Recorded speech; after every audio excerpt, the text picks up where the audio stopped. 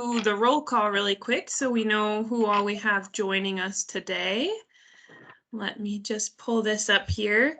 So for county staff, we have myself, Violet Plummer, Chet Krauser, Chris Lounsbury, Commissioner Strohmeyer, Emmy Bristow, Heidi West, and Michael Garter. And then joining us from all around the county today, we have Judy Matson, Bert Caldwell, Emily Herndon, Gary and Judy. I'm not sure last names for Gary and Judy, I think but they're that's on the Gary call. Matson, actually. Oh, Gary Matson, perfect. Kathy Coors, Kim Brigerman, Lisa Thomas, Miney Smith, Tom Browder, and MCAT. And we also have a phone caller ending in the number 4247. That would be Sue Holden. Hi, Sue. Thanks so much for joining us. Yeah, my link wasn't working, so I did the audio. Oh, shoot. Well, we can hear you great. So glad that you could make it on that way. Thank you. Let's see. I just got a text from Josh that he is also having trouble getting in. Dave, do you want to maybe kick us off and I'll make sure he has the right link? Hey, Violet, I think I'm here. Oh, you made it. Hi, Josh. How's it going? I just did roll call, so we're good to get started whenever. Thank you, and sorry for the delay, and welcome everybody. So our first up, we're gonna hear about our community health assessment. Is Michael here? Yeah, I'm here. All right. Are you open to diving in? Yep. All right, thank you. Second to turn my camera on, and then am I able to share my screen? Yes, Violet could promote you. Okay, perfect, because I have a PowerPoint that it's not much, but I feel like hopefully it will do a good job of pointing us where we're going. You know, Michael, I think you should be good to share it. It's a little box with an arrow in it. That says share content. Yep. I just didn't know if Okay. I had permissions to. Great. All right. So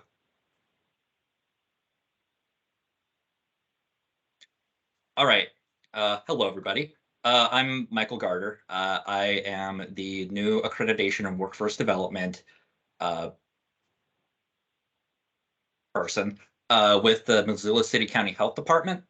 And one of the first things I'm working on since I've started here in August is working on the community health assessment.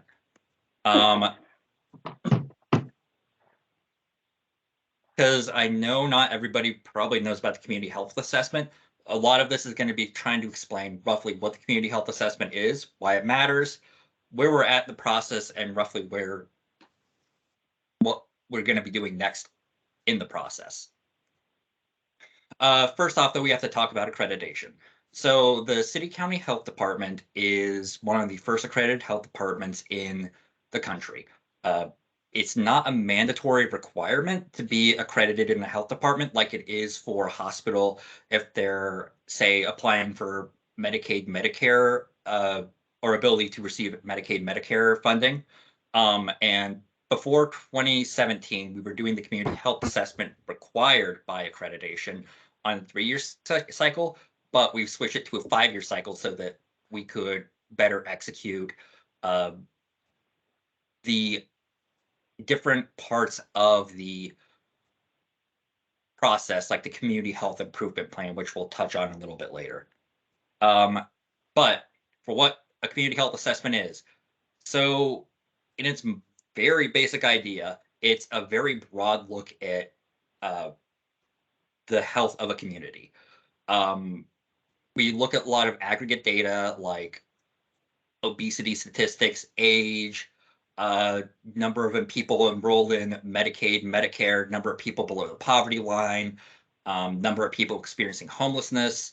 We use all these to get a broad idea of what the health of Missoula community is.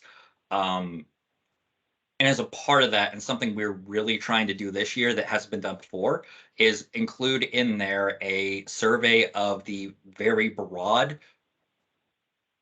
perceptions of community health in Missoula County. And all of this matters because, quite frankly, it tries to look at the broad picture of things, because a lot of programs in public health in general, like, are focused on individual issues. Part of what the community health assessment lets us do is like know which of these issues might be connected to each other. And then also, if they are related to each other, to then be able to observe like different trends that might be occurring with that. And tied into that then is a lot of organizations in the Missoula area, including the health department, use the information that's in the community health assessment to apply for grant funding and to, in general, like explain why their programs matter. And I messed up there. So the community health improvement, or the community health assessment, informs the community health improvement plan, which is the second step of the community health assessment into the community health improvement plan process. Basically, we use the community health assessment to identify pressing needs in the community, and then sets us up in the process for trying to figure out how exactly we, as the health department, are going to go about trying to address those problems. And then, because it's like a lot of aggregate data that, even if it's available somewhere else, it's not usually put into the aggregate. It's a way that helps us identify the different priorities and potential upcoming issues, or like where we're doing good at, and like what to continue because it's working. And so far, what we've done is I've primarily been focused on working to update the data, because the last time we did a community health assessment was in 2017. So just going through, revising a lot of the data. We were informed that like one of the priorities that like the health department and the Board of Public Health both identified as something we want to include in this is including climate health data, and explaining why it's important that we also look at like the environment and the effects of things such as like wildfire smoke, increased like extreme temperature events, either hot or cold, and like how those then impact public health. And there's another thing we're continuing, because I'm working alongside Mary Parrish, who works with the Partnership Health Center, and she in 2017 worked on something called the Rural Community Survey, which was a survey basically just focused on like getting rural input on public health, examining rural health in Missoula County as separate from Missoula City, just because the city and county, or the city and the rural parts of the county are different, have different needs, have access to different resources. So her thought was to look at that, and we're continuing on it with this year to see what's changed and what could be done. And then with all that, what comes next? Like I said, the Rural Community Survey, Mary's been working really hard on that. We're finishing with the like actual drafting of it, and we're going through the piloting process. She might have reached out to some of you about that. I know she's been doing a little bit of that, but I'm not 100% sure where she is on that. And once we've done that, though, we're going to work on distribution and outreach in the rural communities. Now, at the same time, we're going to be doing a separate survey for the city of Missoula, which is just a community health survey, because in prior years, what we have done is that we wouldn't distribute a large area survey. Like, we typically work with in like different programs and organizations who did intake, like the Poverello Health Center, for people near one end of the spectrum. But like what we want to do is like get like a lot bigger idea of community health and how people feel about that. So we're working on determining a way to go about that and determine how to make a sample, because our goal is to also get it through the IRB, which is basically make it so the data can be academically published. And then also the theory with that is that like it will be really good data for us to be able to look at like how different people in the community are actually viewing that, or viewing public health. And then after that, to publish the health assessment. So we're going to write the assessment and then gather internal feedback in the health department. Once that's done, we're going to work to engage different community organizations. And after that, we're going to open it up for public comment. Basically, once we've done the back end, our goal is to involve people and the community in general as much as possible to determine what their needs for this are and like how we can improve it. And yeah, I am currently at a friend's place seeing their kid for the first time, so I'm not going to be able to stay until like till the end of the meeting. So if there are any questions, I can go about answering them right now. Otherwise, I'll link the PowerPoint, which will also include my contact information and a link to the 2017 Community Health Assessment if anybody just wants to take a look at it. Thank you, Michael. I actually have a quick question. I'm just trying to get a handle on what you're trying to do. So I'm going to go back to 2017 when you guys did this.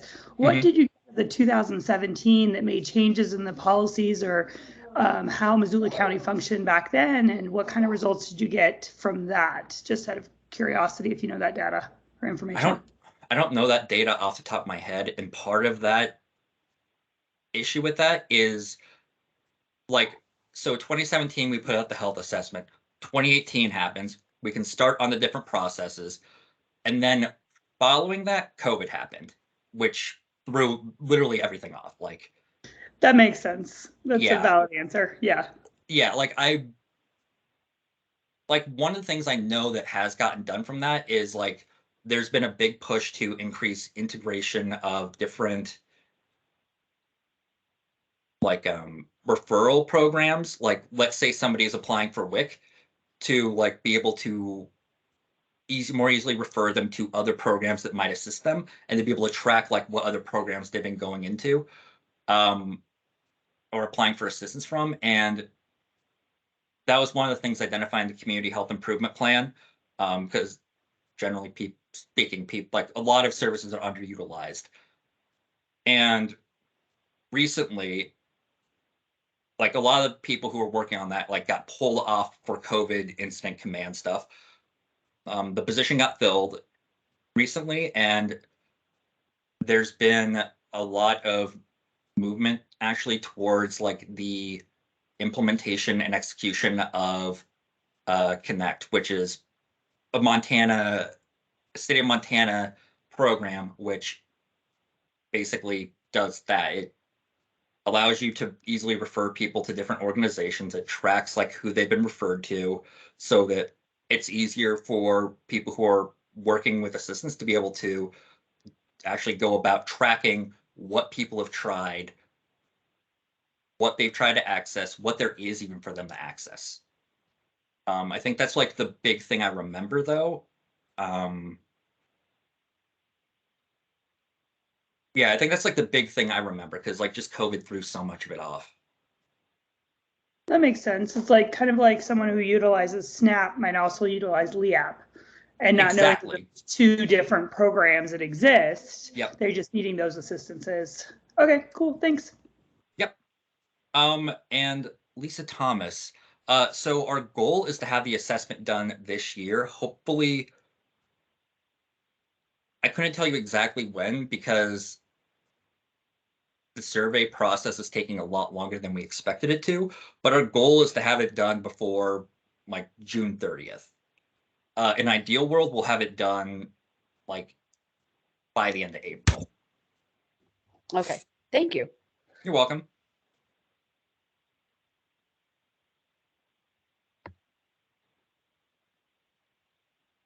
All right, I see Emmy typing. Because if nobody else has any questions, I think I might go see the baby. I see a hand up. Hi. I was actually just gonna say really fast too, that Mhm. once all of this is ready and whatnot, just to add on to what Michael's saying, we will put together a Missoula County Voice page with a link to the survey stuff on it. So yeah, there Yeah. will be a way to find it easily, and then we'll help do some outreach on it. So you all should be hearing when it's actually ready for you to take. So Yep. Anyway, it was good to present to you all. I hope you have a great evening. Enjoy cute baby. He is adorable. I was not expecting it.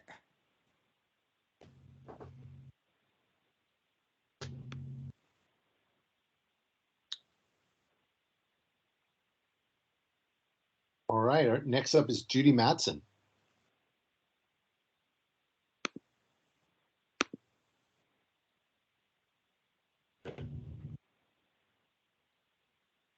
Judy, I think you're muted. That better? Yes. That's my best trick, is to forget to unmute. Thanks for inviting us. And actually, it's Judy Matson here with Miney Smith and Kim Brigaman. And we are three kind of longtime friends and enablers of people to have history projects out at Bonner. So we've been working together for a long time, and we're going to bring to you a little bit about our history center. So I'm going to start, and I'm going to tell you the history of the History Center, which was established in 2009. And our mission is to collect, preserve, and interpret the history of our local area and timber heritage for the enjoyment and education of the public. So actually, the Superfund cleanup provided the catalyst for preserving Bonner's history, even though Bonner and the Superfund project were not related. However, in 2003, a Milltown Redevelopment Working Group was founded, and that was a partnership of EPA and Missoula County. And we were working on remediation, restoration, and redevelopment of the Milltown Dam and Reservoir, which today is Milltown State Park, as you probably have enjoyed. So I was on the History and Culture Committee along with Mike Custudia. And since neither of us had done much in historic preservation, we were able to convene a committee of advisors who represented all of the museums in Missoula and the libraries. And it was a very, very gratifying and exciting turnout for these people who were so interested in the preservation and recognizing the history of the Superfund cleanup. So we were meeting, and at the same time, unrelated, it turned out that the mill in Bonner had been downsizing over the years, and was in danger of being closed, and Bonner losing its main reason for existence. So as a result of that, and thanks to the then historic preservation officer, Philip Meckling, who served at that time both the county and the city, he encouraged us to expand our role into preserving Bonner's history as well. And one of the people who was also on the advisory committee was Miney Smith, who's going to present here in a minute. She was working with the Historic Museum at Fort Missoula and had written the text for an exhibit, Just Add Water. And she had also collaborated already on a related oral history project of people connected with the area and the dam. So as mill ownership changed hands and the workforce was downsized, some old timers in our community reached out to Kim Brigaman. This was on a separate track, and they asked him if he could somehow organize meetings of interested community members to get together and tell stories of the mill, the worker, its workers, and the community. And Judy and Miney, being friends with Kim, also joined the group because we thought it sounded like a real good time. Excuse me. In addition, Kim and Judy and Miney had collaborated on several other projects. Kim indexed the 1,600 plus photographs in the Demons photographic collection, and the working group received money to have that digitized. So that's now available to everybody on the Montana Memory Project. We also worked together to organize a reprinting of the Grassroots Tribute, the story of Bonner, Montana, which was done in the bicentennial as a bicentennial project of our community, and was very few copies left. So those are now available again. And then it should be noted too that mill workers and woodworkers on their own got together to preserve the Willamette engine that's now out at the Historic Museum, and many other important pieces of equipment that are now out there. So people knew that Bonner was important, and people were all doing their little part to save it. Well, in 2008, Miney and I contacted a man named Jimmy Willis, who fortunately has passed away, but he lived in Pine Grove and he worked at the mill for about 40 years before he retired. And he was the catalyst for creating the History Center. He loved Bonner. He had been born and grown up in Milltown and lived there all of his life, except for when he had left to go to service. And so he brought in other retired mill workers, and we met at various places, including the River City Grill and our Savior's Lutheran Church, because we had no place of our own to meet. Eventually, though, we noticed there was a vacant building in Bonner, which had housed the credit union when the mill was active. And so we approached Scott Cooney, who owned a building at that time, to ask him if maybe we could use that space for our group. And he said, well, if the credit union has no objection, I'm all for it, and I will sponsor your group. So we got permission from the credit union, and Scott provided our free rent and free utilities. And in 2011, when the mill was sold to Steve Nelson, Mike Boehm, and Mike Heisey now is another partner, they're still continuing this vital support. So we have been blessed with a lot of interest and a lot of support. So what actually began as just informal meetings to capture the stories of mill workers following the mill's closure, it's evolved into our History Center and Museum.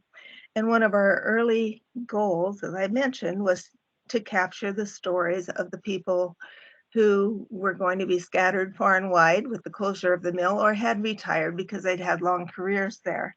And so we started, our first goal was to gather oral histories. And at this point, I'm going to introduce Miney Smith, and she's going to tell you about that and a few other early projects that we did. Okay. Let's see. How do I get on? Is there a bar? And we can hear you. We can't see. There's a little bar on your screen that looks like it has a camera. It's right next to the microphone. Right. Yes. And click on that. Did that work? No, we can't see you, Miney. We can still hear you though. Okay, well, should I do anything to correct that? Yeah, what Judy said is right. There's a little button that looks like a camera, and if you hit it to turn it on, it should let us see it. Oh, there we go. You just popped up. Oh, okay, good. Well, as Judy said, we started collecting these stories, and with a tape recorder, and people came to the History Center and we recorded a lot of them. And we're in the currently in the process of transcribing these oral histories so that they can be word searched and more widely available. And we've done quite a few now. Maybe Judy remembers how many we have done, but quite a few. And sometimes we went to people who had worked in the logging camps and interviewed them on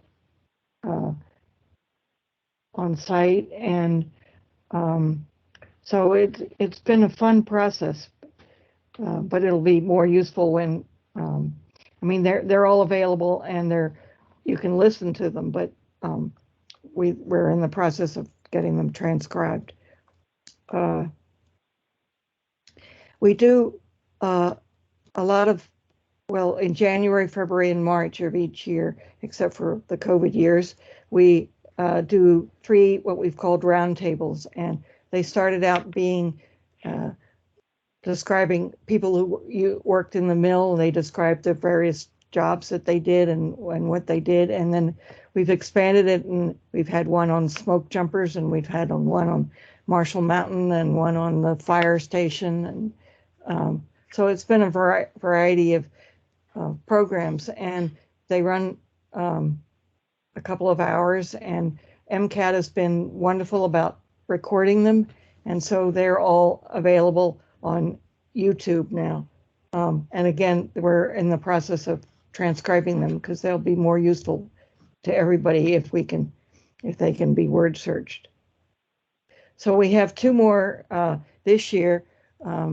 One is going to be in February 19th, and it'll be at the Kettle House.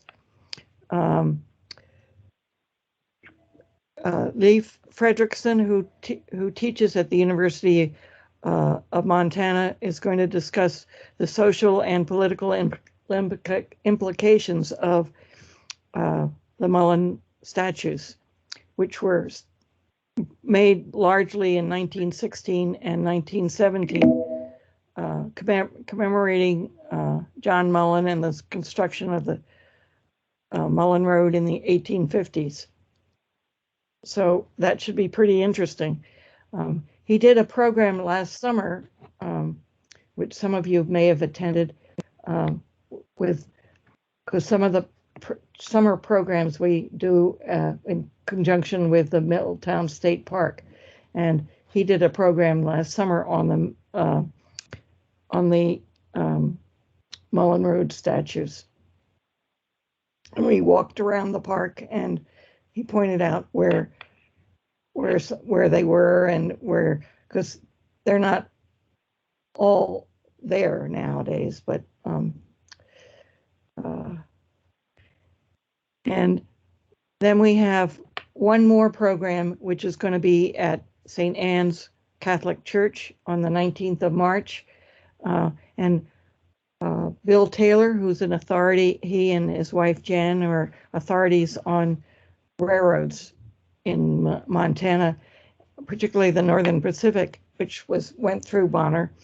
And he's going to talk about ethnic groups that were involved in the construction of these railroads. And that'll be at St. Anne's Catholic Church. And that should be a pretty interesting program as well. And it'll be followed by a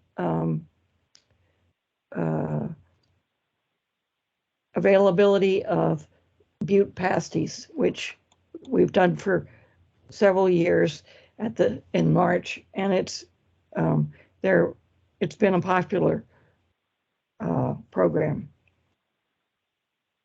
And you could carry out or eat them there at the church. I'll just mention a couple of other things that we've been involved in. One is at least once a year we publish a newsletter, and the newsletter is free. We don't have a membership program, but we do accept donations. And, excuse me, so we realized that we just ran out of our last newsletter that came out in December. So we're going to print up a few more and have them available at the center and then also at each of the roundtable programs. So I think that's just the bits I was going to touch on. And is Kim here? Kim Brigham? He can. Yep. Yeah. Oh, yeah. Great. I'll turn it over to you, and you can finish sort of telling the other things that the center is doing. Okay. Thanks. The good news is you can't see me because my video isn't working, and so you'll have to just listen to me. We've done a lot of outreach things, I guess you'd say. Pretty proud of how active we've been, considering our aging population, which is probably true with most history-centered museums. But one of the things we've been doing is recently is working with the community council of Bonner Milltown and providing at each of their monthly meetings a history tidbits, we call it. It started out History Minute, I think, and then we found out that a minute wouldn't hold us.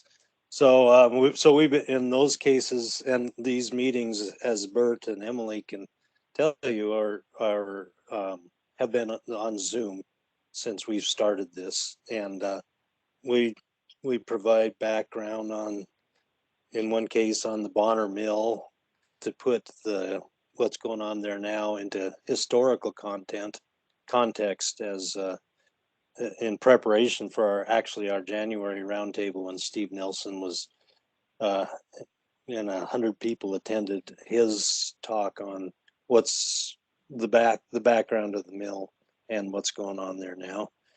We provided background on the history of Marshall Ski Area in December, and basically before it was a ski area, but was a recreational playground, I guess, for Missoula area back in the 20s, 30s, 40s, etc. Then the tidbit allowed us to pay tribute to Jack Demmons, who is kind of the forefather, I guess you'd say, of Bonner history, whose footsteps we are trying to follow. So those are the history tidbits that we do monthly for the community council. We've also, for the last several years, except for COVID years, conducted a first grade walk through history, where the first graders from Bonner School start out at the school and stop at stations all the way down to our history center in the Bonner Post Office. Various stations, including like stopping at the ballpark and learning about Kelly Pine, who's the ballpark is named after, etc. And then they get to the history center area and they learn how to dial a dial telephone and how we used to launder clothes, etc. And that's been real popular, I think, and a good success. We'd like to expand that to other grades, but so far it's the first grade walk. Probably maybe the most valuable service we have, other than maybe the roundtables, is we basically have coffee groups, one on Tuesday and one on Friday. The coffee clubs, like so many around town, but this one on Tuesday involves people, retired mill workers in general, but people that I guess come from the blue collar world, Bonner and otherwise, who have stories to tell and speak that language, and they're very inclusive and invite everybody down there on Tuesday mornings. Last year we started on Friday mornings, what we call the Old Roads Crew, and it's another coffee meeting that all the like-minded people who like to study maps and where this road went, where the Mullen Road went, where the road to the Buffalo went up the Blackfoot. We've had a lot of fun with that, and it's resulted in field trips, and the BLM called on some of our experts to and gave us some tours about the forestry practices in the past up the Blackfoot, etc. So yeah, that's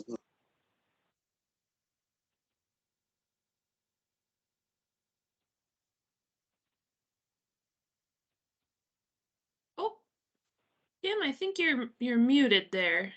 whoops. Oh, there we go. There we go. Yeah, I did accidentally hit mute. The last thing I want to mention was the Mullen Road Conference, which is an annual affair that's been held in Missoula a couple of times in the past, but it lands in cities along the Mullen Road between Walla Walla and Fort Benton. And it's our turn this year to host one of those. The History Center's part in this is as through their non-profit status of the Friends of Two Rivers, and Judy can probably put this into better words than I can, but that way we can obtain funding through grants, etc. It's a separate group, but several of us that are from the History Center are helping put on this Mullen Road Conference, which is scheduled. It's going to be at Heritage Hall at Fort Missoula in June. So the second weekend of June 9th, 10th, and 11th. And we're kind of excited about it. The theme is going to be the aftermath of the Mullen Road construction, which was 1859 through 62, but we're going to be talking about the era when Fort Missoula itself was established in 1877 and the effects. Hopefully we're going to be talking about the effects that had on the Mullen Road and other things that were going on along the road in the late 1870s, etc. And we're working to get the tribal involvement from the Salish and Kootenai, or Salish and Pend Oreille Culture Committee. We've had early conversations with them to get them involved, and we're excited to include them. And that's all I got. So I guess I would open it up for questions or comments.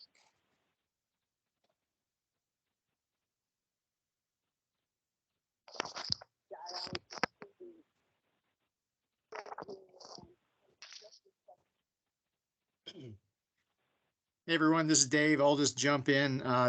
Thanks so much. I am breaking a sweat here thinking about all the work you guys are doing out there. It's pretty tremendous, and I think an inspiration for what other communities might do to preserve and steward their heritage. I attended the roundtable discussion out there recently at the Kettle House brewery, and I was expecting, of course, I had not been to one of these before, so I was expecting maybe 6 or a dozen people, but yeah, it was standing room only, and like Kim mentioned, it was a packed house and a great presentation. So I would encourage folks to avail themselves of future roundtable discussions or anything else that the History Center is putting on out there. So good work.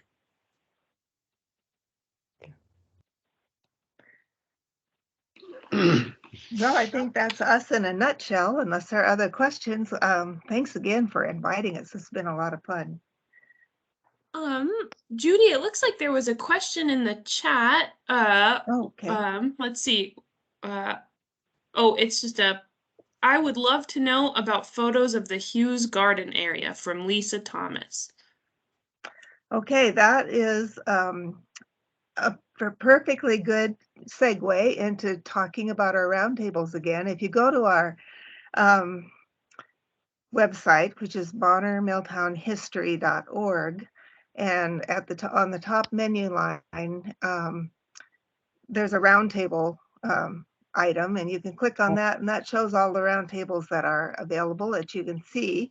Also in the search, type in Hughes Gardens, and anything we have on the website on that will come up there. So that'd be two good ways to find out more about that. And if that's not as much information as you want, just get a hold of us, and we'll dig around and see if we can find something else that you're interested in.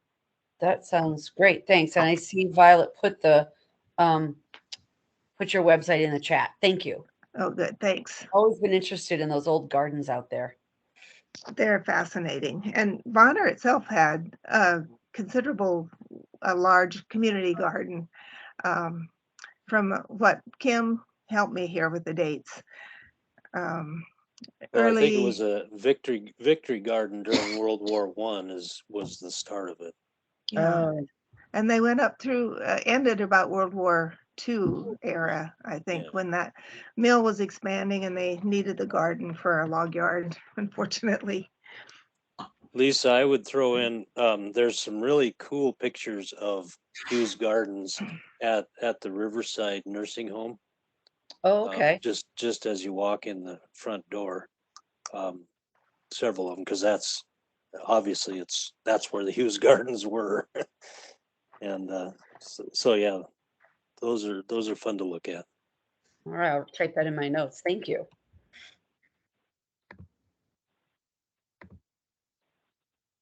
Well, thanks guys for coming.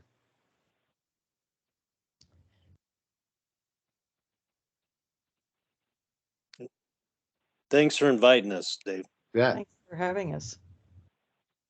So next up, we have Heidi West from our Lands and Communities office, and Heidi's a grants administrator, and she's going to talk about our new rural grants program.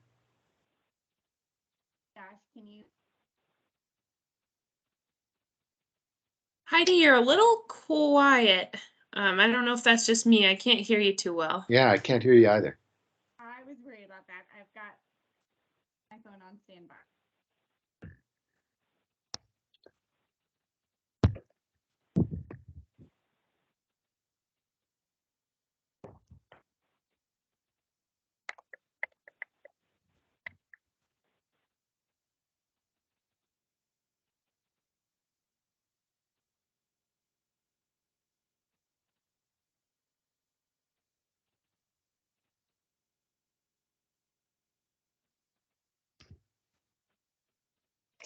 So I joined on my, got it.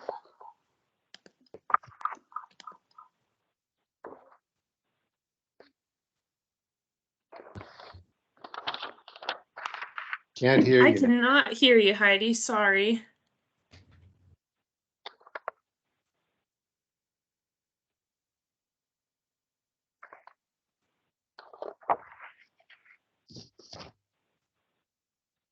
It looks like she's muted.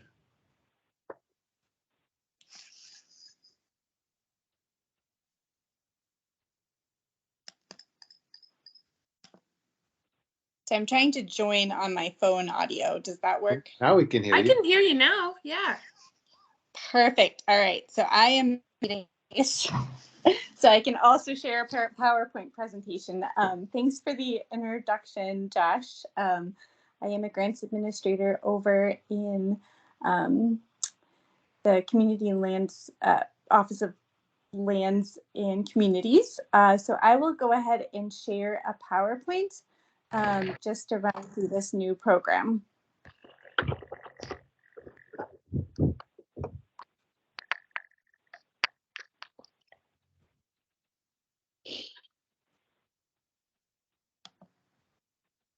Oh, sorry. I just closed it on accident. Give me a second.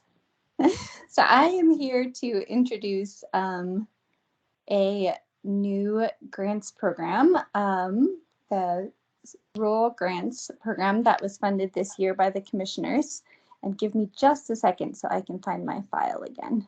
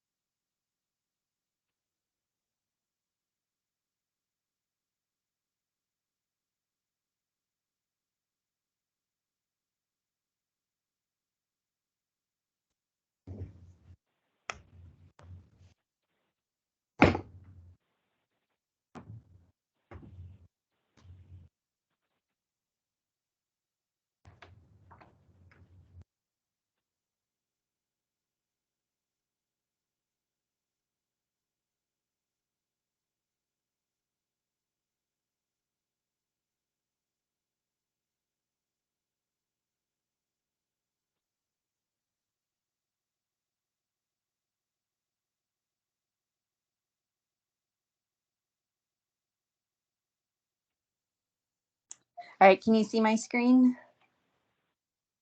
Yes. Yes. All right, thank you so much. I've only done this once before.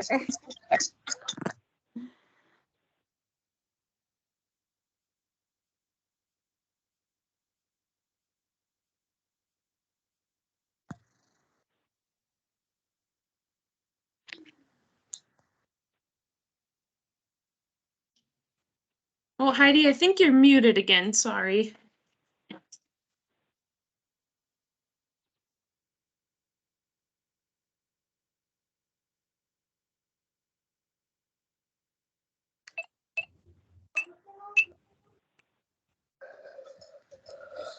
I think you're unmuted now. Okay, can you hear me? Just making sure there's not an echo. Yes, we can hear you. Okay, perfect. All right, thank you so much. Should also say I'm working from home, so my kiddos are here. So you might be able to see them in the background. So as Josh mentioned, I am Heidi West. I'm a grants administrator with Missoula County, and this is our pilot year for the rural grant program. And I went too far. So this program is established to support community-driven projects that enhance the quality of life in rural areas of Missoula County. So all the projects that are funded by this program have to be in Missoula County, but outside of the city limits. So that means that if you're the Missoula Food Bank, for example, you could have a project funded through this program, but it has to take place in a Missoula County community outside of the city limits. So in Sealy or in Lolo or Frenchtown or any of our other county areas. This program applies, pretty much anyone is eligible to apply for this program, which makes it unique. So that means you could apply as an individual, you could apply as a community council, you could apply as a special district or a school or a nonprofit, which is, you know, a more traditional applicant. So there are two different grants. One is the micro grant. This is a grant that is between $100 and $500. The total funding available for this micro grant is $5,000. This program is also unique in that there are no matching funds required. So you could implement a project or have an event that is entirely funded by this grant source. The micro grants are actually funded before you do the project. So you can have the funding on hand to purchase items or rent a space, whatever the needs are for that project. There are 3 project criteria.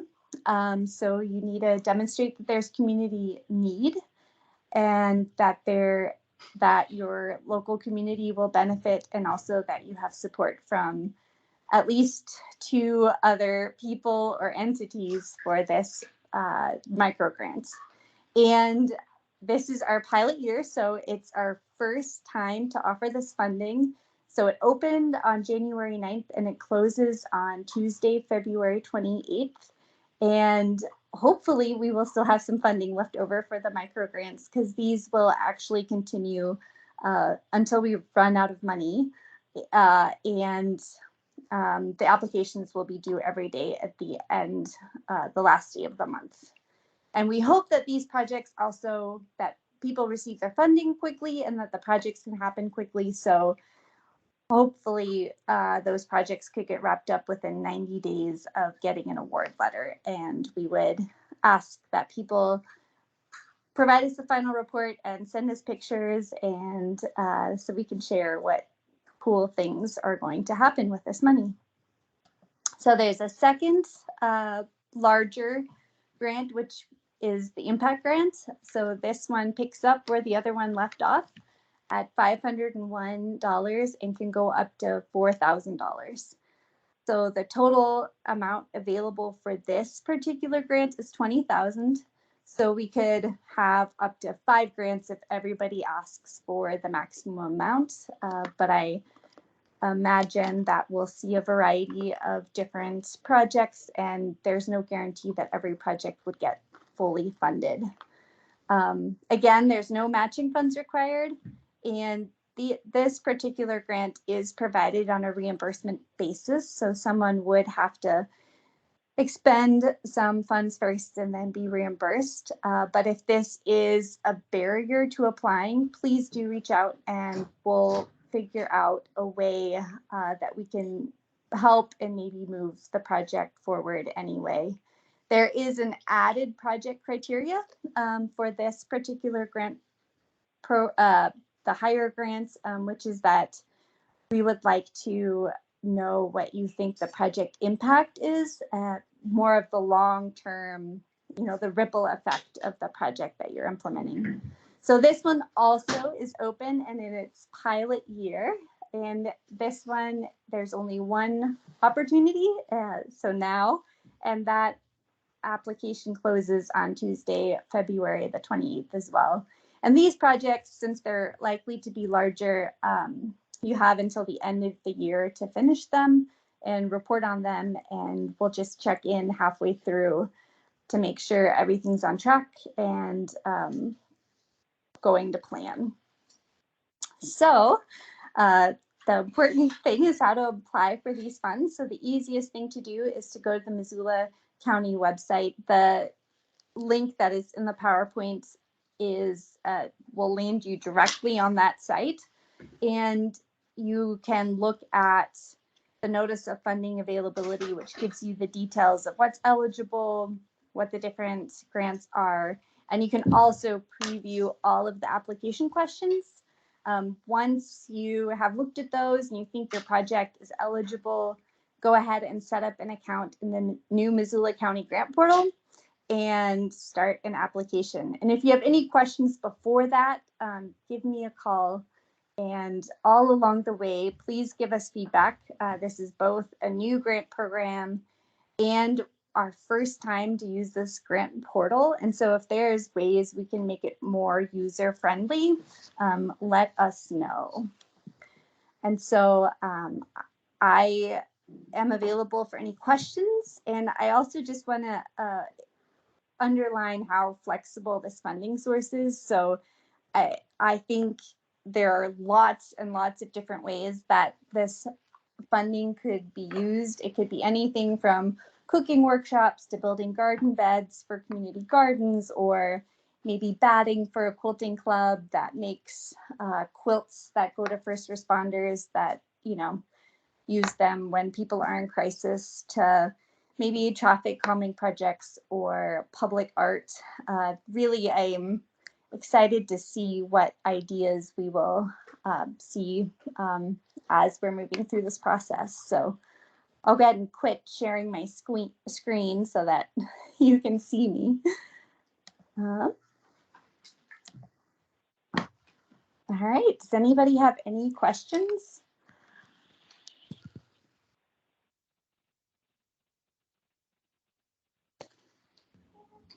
Anybody have any projects out there they'd like to fund? I want to mention one. We just had a meeting in East Missoula with Garden City Harvest about getting our community gardens. We had a very small interest. It was near River of Life Church. And I think they're looking at getting more community garden involvement out in our community. So they would be an organization that could use these funds. That is awesome. And I know Genevieve, who is their development director, and I actually sent this opportunity directly to her because I was hoping that they have some projects happening outside of the city of Missoula. Yeah, we did just have a meeting in East Missoula about what our interest would be and how many people might be, willing to put that up. So sounds great. Thank you. Tom. Hey, thanks, Josh. Heidi, Sarah Bell came to our January meeting, gave a great presentation, a lot of excitement up here about the program. And there's several ideas that I'm sure will be presented. an email I sent her. I just want to reiterate it. There are a few folks up here that don't do like online stuff. So we have asked if you could do like a PDF packet that we could download and fill out by hand. I can give you an update on that. So I have been working on getting a PDF version ready. So we should have it ready by Friday, and we'll send it your way. Yeah, that'll be a big help. And okay, thanks a lot. No, we're excited up here about the program. We think it's really great.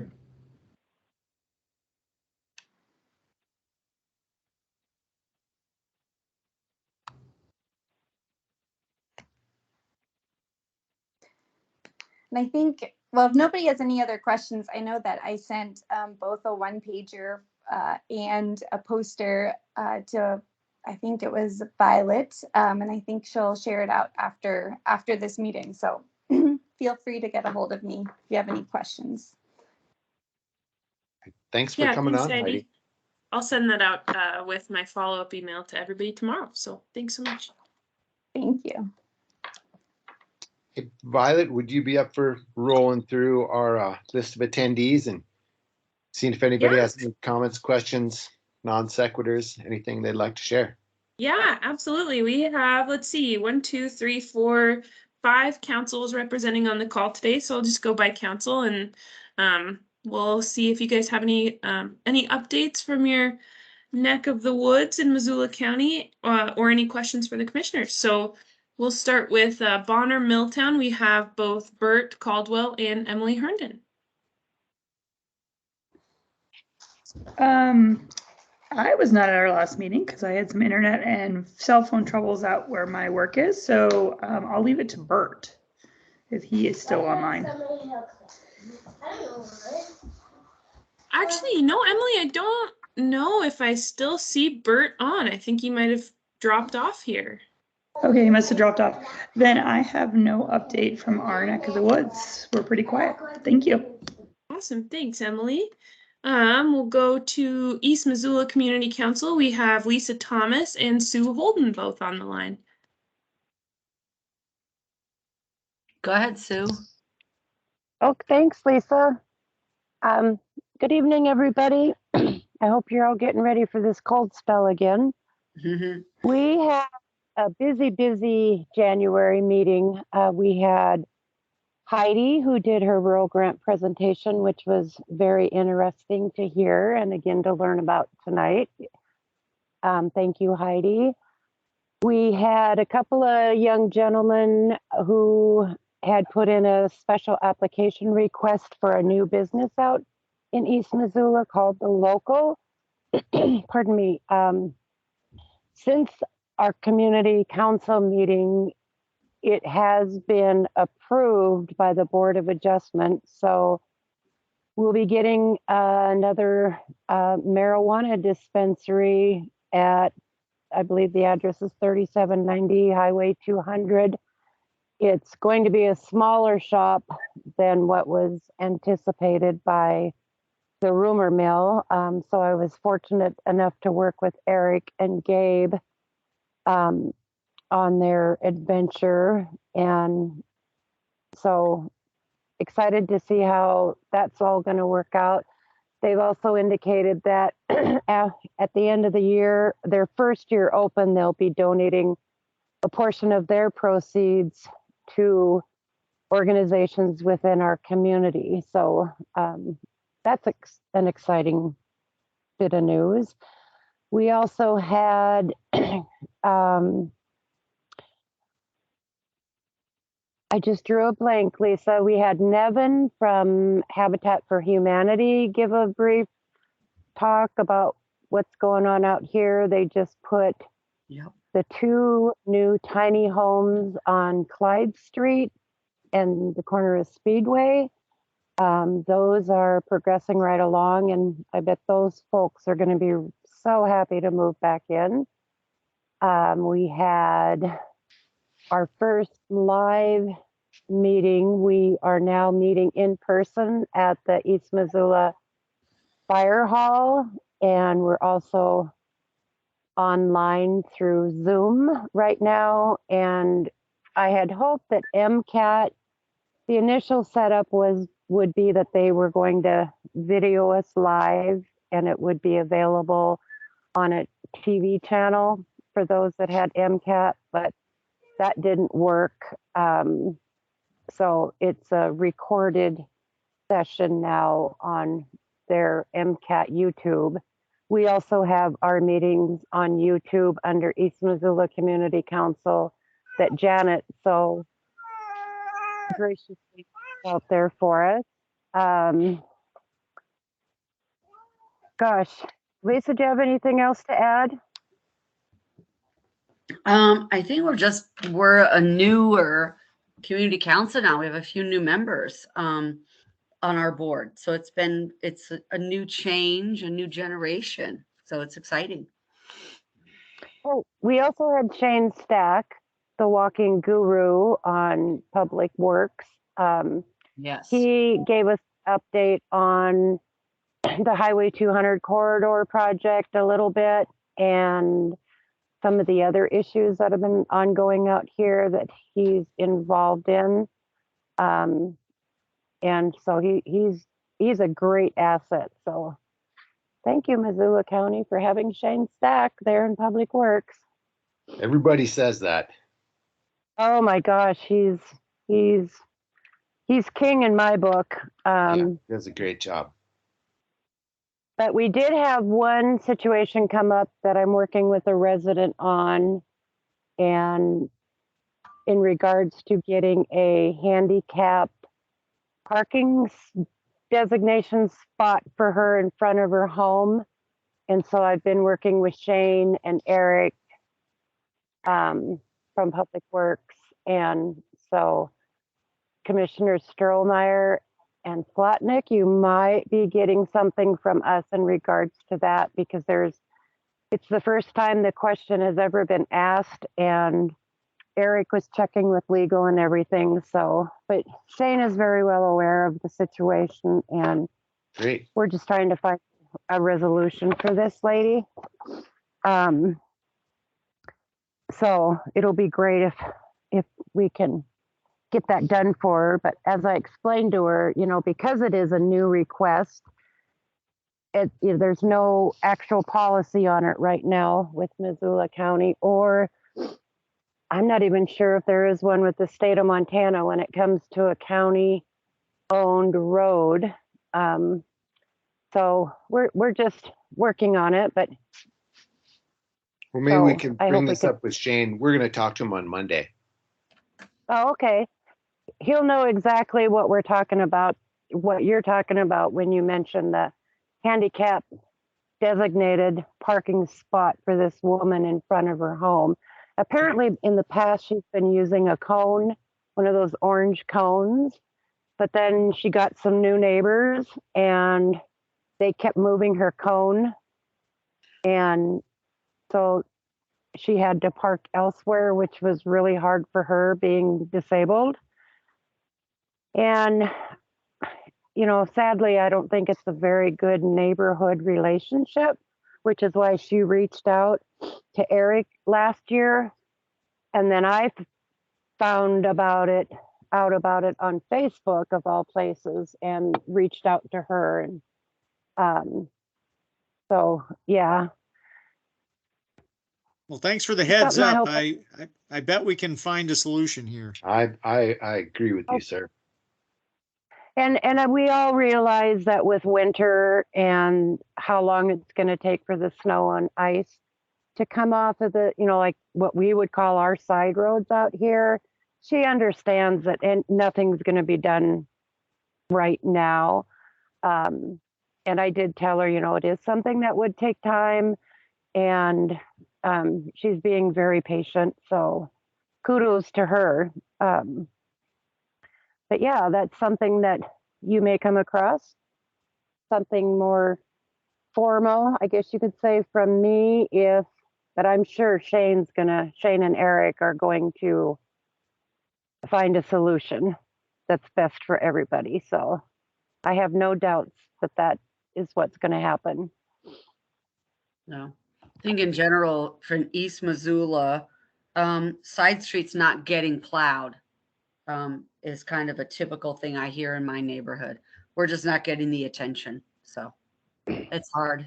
Well, yeah, I do though am very grateful for how well our county snowplow and de-icing does out here on our main routes, especially the school route, of course. But the side streets, yeah, they were horribly, horribly slick today, which I'm sure in town was as well. And I know there's just not enough manpower to do all our side streets, but there are some roads, side roads, that may need a little attention.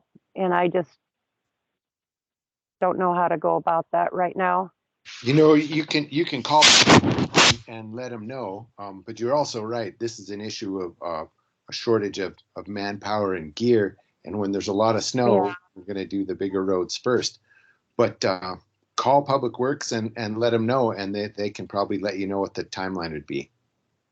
Oh, okay. Shane and I and Jack will be meeting, I think on the 3rd, next Friday. And because also as a board member on the sewer district, we're working with him on a project we have through the sewer board. So perhaps I can bring it up to him then. Sure. You can always you could send him an email tomorrow if you wanted. Okay. I just hate bombarding him, and No, I don't want him. he'll respond. Yeah, he's great. So I really, really appreciate everything he's done for East Missoula and continues to do. Great. Thank you. I think that's us, unless Lisa has something more she'd like to add. No, thank you. Thanks, Thank you, Lisa. Lisa. Thanks, Sue. And I do have a phone number for the roads department for Public Works that I just put in the chat just in case anybody ever needs Well it. done, So Violet. Thank you, Violet. Oh yeah, you betcha. Let's go to Sealy Lake. I think we just have Tom Browder.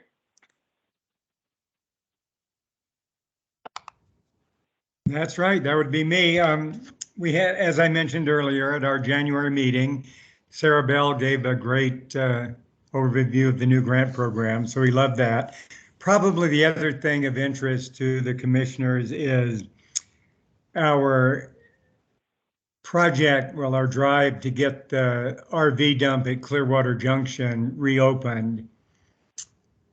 Of course, the commissioners sent a letter to Fish, Wildlife and Parks. We've had some local people talk about it. We had a standing item at our council meetings. It turned out there was no funding in FWP's submission to the legislature for that project. Somewhat annoying, but our representative, Mike Hopkins of House District 92, has informed the council that he will add that funding as an amendment before the FWP's, however that budget process works. So we're still hopeful, and that's really the one thing. We'll have an update at our February meeting and until the session is over. So that's it from Sealy. Good luck. Thanks, Tom. Let's see. I believe we have Kathy Coors from Swan Valley on the call. Kathy, any updates or questions for us? Can you hear me? Mm-hmm. Okay, great. The main issue in the Swan right now is Holland Lake. So we try to have monthly updates from various groups working on the issue. Last month we had Bill Lombardi, who's very active in the Save Holland Lake group. Just kind of update the community, keep them up to speed, kind of filter the rumors from the facts. And I think that's good that we keep the community abreast of what is going on. And I also, Heidi West came and presented at our meeting about these rural grants, and I think that was great that she did that, and I think that's an awesome idea, and it's great that some of these rural communities have the opportunity to apply for grants that are pretty broad spectrum. And I want to reiterate, Shane Stacks has been my go-to guy for a few issues the last year in Condon. One, the proposed transfer site, and then we just formed a subcommittee to establish where we think a speed study should be done in Condon, with the hopes of maybe lowering the speed if people pay attention to speed limit signs in some of the more congested areas of Condon, especially during tourist season. But I think it's an important project. So hopefully we'll move forward with that. And I unfortunately have been out of the valley and I've missed a lot of meetings, but I stay up to date with my co-chair on what's going on. I will be back for the March meeting, which I'm pretty excited about. And then hopefully in May, I'll get my life back and be able to attend meetings. The other thing, we did do kind of a trial Zoom meeting for our January meeting or February meeting. No, January, I'm sorry. And didn't go so great. So I think we just need to fine tune our technical abilities and see if there's anything that can be done acoustically, if there's anything at all. It's not a great building that we meet in as far as virtual meetings. But we'll see. We'll figure it out, hopefully. And that's about it. I really appreciate these all community council meetings because then I get ideas from other councils. So thanks. Thanks so much, Kathy. Yeah, I think, I believe Bonner Milltown, or was it East Missoula? I think it was East Missoula just had their first hybrid community council meeting. So if you have any questions, Kathy, that we can help with, just reach out to myself or Kyla. We'd be happy to help Yeah, kind of and try and troubleshoot things. And Tom has offered his help too. And without me being there coordinating things, then people kind of forget to do what they've said they've done. So maybe when I'm back in March, Tom, you and I can meet up for a cup of coffee or something. Yeah, I think we should, because I was up in the community center for an Alpine Artisans concert, and I did a little just checking of the Wi-Fi and the bandwidth. So I think you can make it work up there. Yeah, let me know when you get back. Yeah, I will do that for sure, Tom. Thank you too for your guidance. Awesome. Well, thanks again for that update, Kathy. Last on my list is Tom Tucker with West Valley Community Council. Am I online? Yeah, we can hear you, Tom. Okay. Well, we had a meeting January 12th, and we had a good turnout of folks around the community. Excuse me.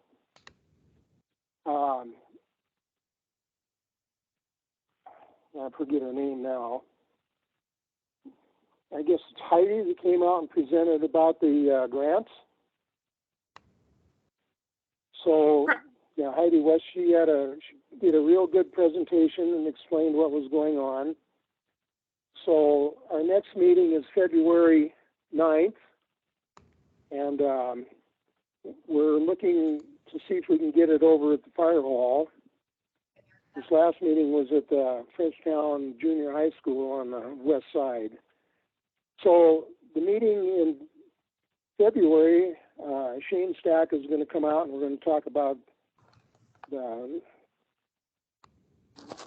proceeding with the bike path from Beckwith to Hoole Creek underpass. And also this Jackson Lee from the Missoula County Parks and Trails is going to come out and talk to us about that. So that's what's on the agenda coming down the road. I've had a couple of folks from one of the subdivisions west of Frenchtown wanting to know who we had to talk to get the county weed control to come out and look at spraying obnoxious weeds along Hoole Creek, and or they can do around the subdivision. So the other item that I had asked me about was at the seniors luncheon, because I participate in that, and I usually announce what's going on with the West Valley Council meetings so I can get people generated out. Is that on the county tax records, there's a couple of them asked me, how come Frenchtown Fire has money allotted, but they don't show the mill levy? And I don't have an answer for that. I would think that if the fire department has a mill levy, it should be shown on a tax statement instead of, just a dollar amount that they're getting allotted every quarter. So other than that, Shane's been a good commissioner on helping those folks out here in Frenchtown. He also presented a speed study on Highway 93 from the Y. The turnoff there into Town Pump, where the stoplight is, down to the frontage road. There's too many people driving 60, 70 miles an hour. Consequently, the school buses can't get off the frontage road to deliver kids. So he said there was going to be a speed change in there, but I foresee nobody obeying that because I know how they drive on that road. I've seen them drive outrageous. So anyway, I don't have anything more. Any questions?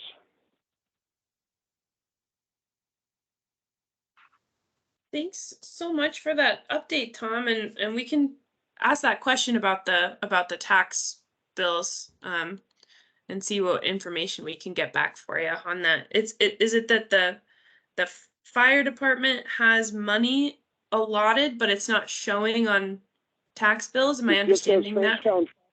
Did, $313. I don't know how often, but I know they've got a program going there with their trainees, and there's no volunteers out there to my knowledge anymore. They're all paid firefighters. But the question is why are they getting the money, but we don't know what the mill levy is? So that was what I was asked. And maybe you can get back to me about who to get a hold of on noxious weed spraying come this spring, summer, whatever. Okay. Violet. Mm-hmm. I wonder if you could put Tyler Gernat's information in there for Tom, and Tom could reach out to him on the tax question, and Bryce Christians could answer his question on the weeds. Yeah, we'll do. Tom, do you have access to the meeting chat here? I can drop those in there. I'm watching you on video, but I don't have camera, or my computer's a little old, but it's a good one. I'll send it to you via email, Tom. How's that? Awesome. Thank you very much. Yeah, Thanks, Violet. Mm-hmm. And I think you, Kathy and Sue both have their hands up. So Josh, I'll turn it back over to you. Yeah. Kathy, you have a question?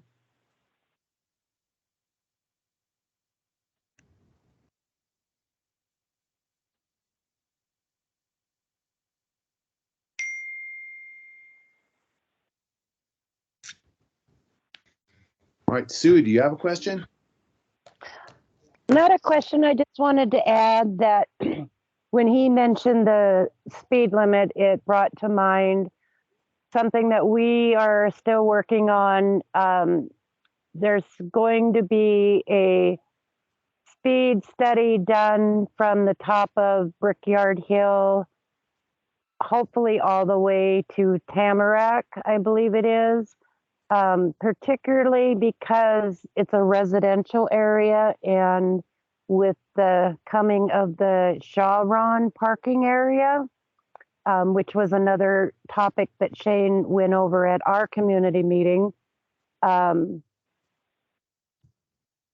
the changes going on at Marshall Mountain, we're really concerned, as are all the residents there, about the present speed limit from the top of Brickyard Hill all the way out to Tamarack. So we will be having a speed study done for that too, but MDT, I believe, indicated it would be this spring. So I do hope that it's before the Chevron construction gets going. Hey, Sue, this is Dave. I don't think it will be before the construction starts.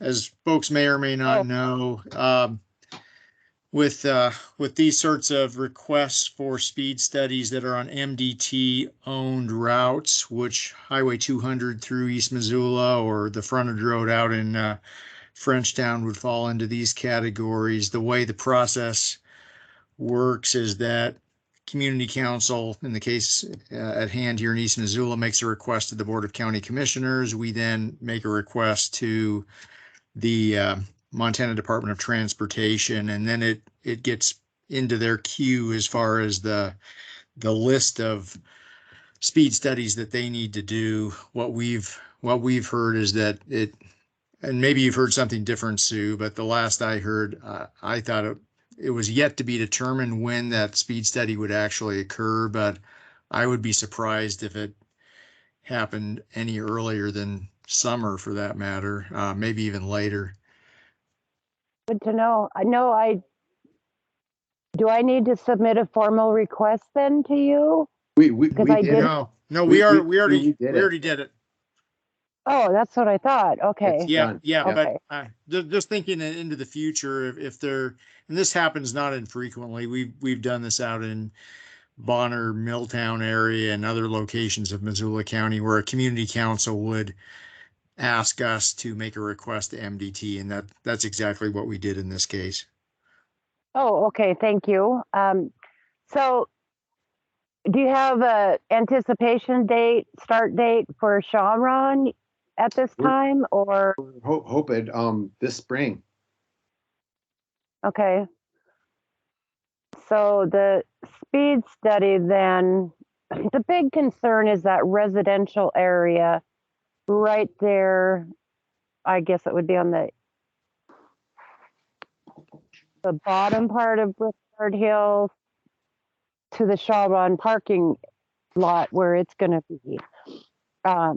And then a little bit further, but there's a lot of concern with the residents there about the present speed limit. And I believe, if I remember correctly, they expressed an interest in lowering it to 35 from the 55 that it is now, but I thought it was still 35 through there.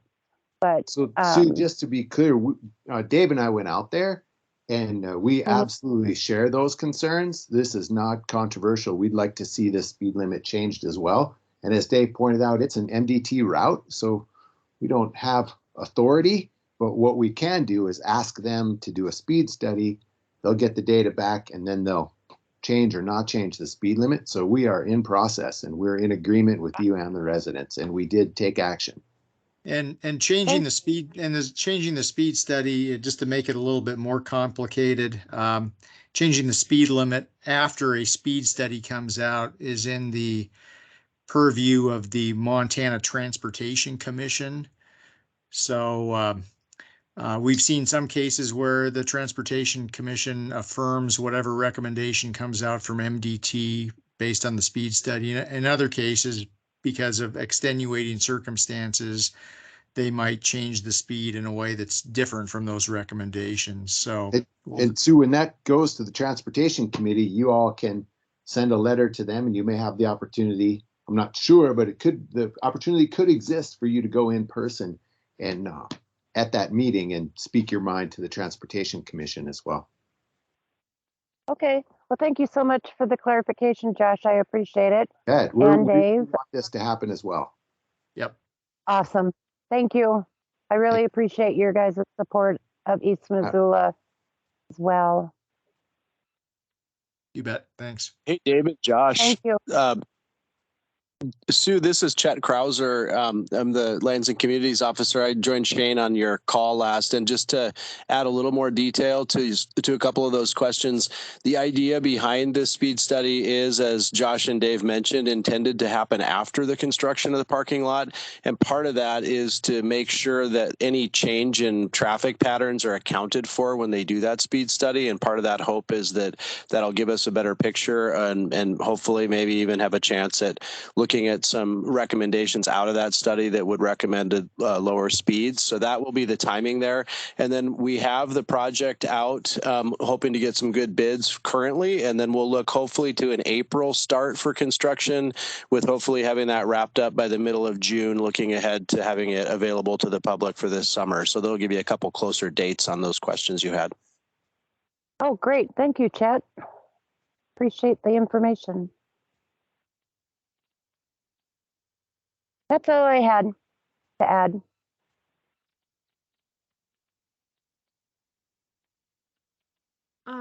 Josh, Kathy did post something in the chat. I think she was muted. And then Tom Tucker has his hand up as well. All right, can you read Kathy's question? Sure. I think it was more of a comment, but I'll just go ahead and read this. Unless Kathy, you want to unmute and say it, you're more than welcome to. I'll go ahead and say it. Can you hear me? Yep, we can hear you. Okay.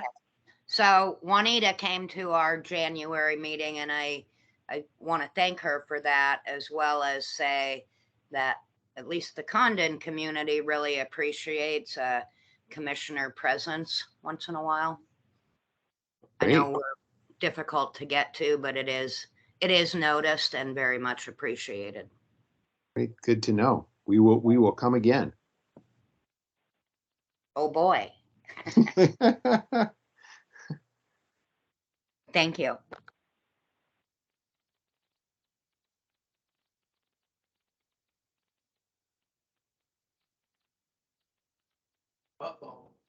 And then I think just Tom has his hand up, and he might have the last word here. Great.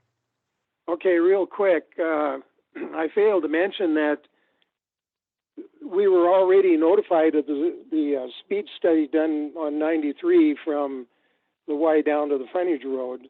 So we have all that paperwork. It just depends on when MTD can come about reposting that, and Montana Highway Patrol can monitor that to get people to follow the new rules. So I just thought I'd mention that. Thank you. Good to know.